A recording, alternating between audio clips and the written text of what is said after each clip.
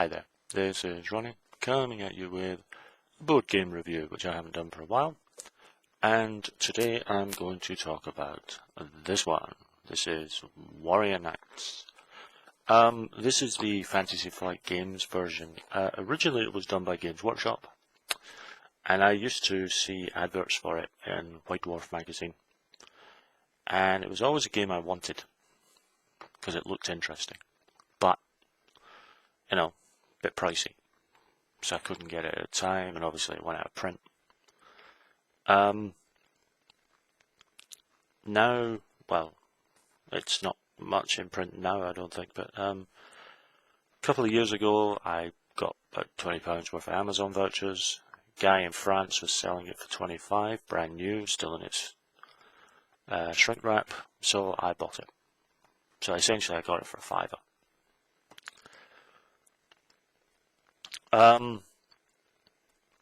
It's a game for 2 to 6 players, ages 12 and up. Deal with that in a minute. You take the role of barons, vying for control of a kingdom. Now, the kingdom is a fantasy kingdom in the sense that the world that you are in is not our world, but it's not, there's no high magic or monsters or anything. Some of these cities on the board have the same name as cities that appear in our world, but the geography is not our world.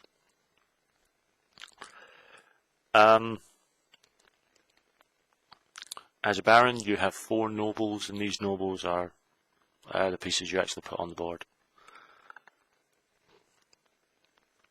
Now, you have a set of action cards. You place 2 of those cards on each of 3 piles, so 6 of your cards will be used, along with a couple of neutral cards.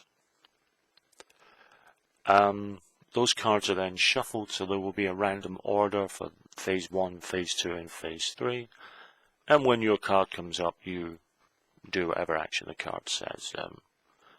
It can be getting money, moving troops and so on, instigating a battle, that sort of thing. Play continues until either influence, there is a pool of influence, the amount of points is based on the number of players. A pool of influence, when that runs out, the game ends, and whoever has the most influence is the winner.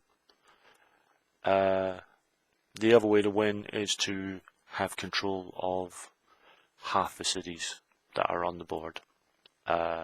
Depending on the number of players, some cities will be raised so that you can't use them, and this is fine. Makes things interesting. In and of itself, it's a fairly straightforward game. Get back to why I say fairly in a minute.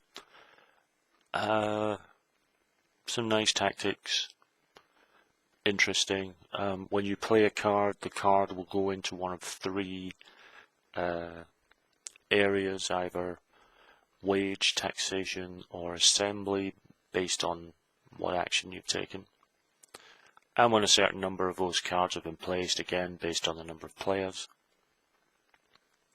it will trigger the special events, either the wage special event attacks or the assembly. Wages are where you pay all your troops, assembly is where you vote on little things that can change the rules and the balance of play, and taxation is when you get money in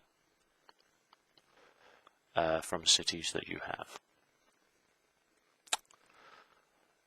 What do I think about the game? I really like it, and I'm glad I've got it. I'm going to deal with the bugbear first. Well, bugbear and half a bugbear. The half bugbear being there's a lot of fiddly bits. There's a lot of pieces.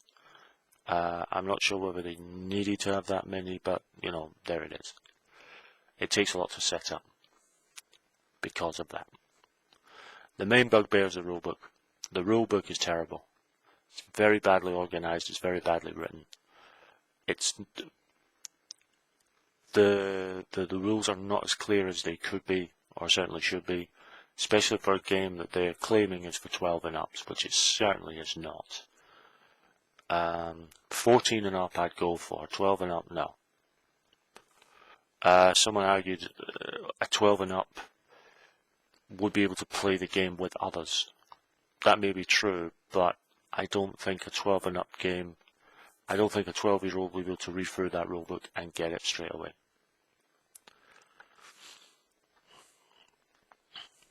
That having been said, I really like this game. The quality of the pieces are up to Fantasy Flight's usual standard. The game worked very well. I think it's a game that definitely, although it's a 2 to 6 player game, it's a game that definitely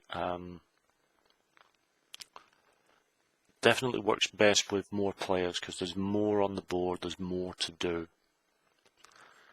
There's a lot of things can happen. I think with less players, the cities could very well spread out more, and you're going to be doing a lot more moving about and messing about. Combat's fairly simple to understand. There is a strange anomaly where you could actually lose more. You know, you can lose more troops than your opponent and still win the battle. It's a strange anomaly, but you know, there it is. Overall, it's a good game. You could get this version fairly cheaply, around the £25–30 mark. Strangely, on eBay, I've seen people selling the original version for a lot less. You can get it for about £15–20 if you search about it. I have not played the original, so I don't know what differences there are between this version and the original, although I suspect the main one will be the quality of the components. That having been said, it might be worth checking out. It's a good game. I like it. I'm glad I've got it. And I'm very happy that it's in my collection. So that's my review of Warrior Knights. Thanks for watching, and I'll be back soon with another video.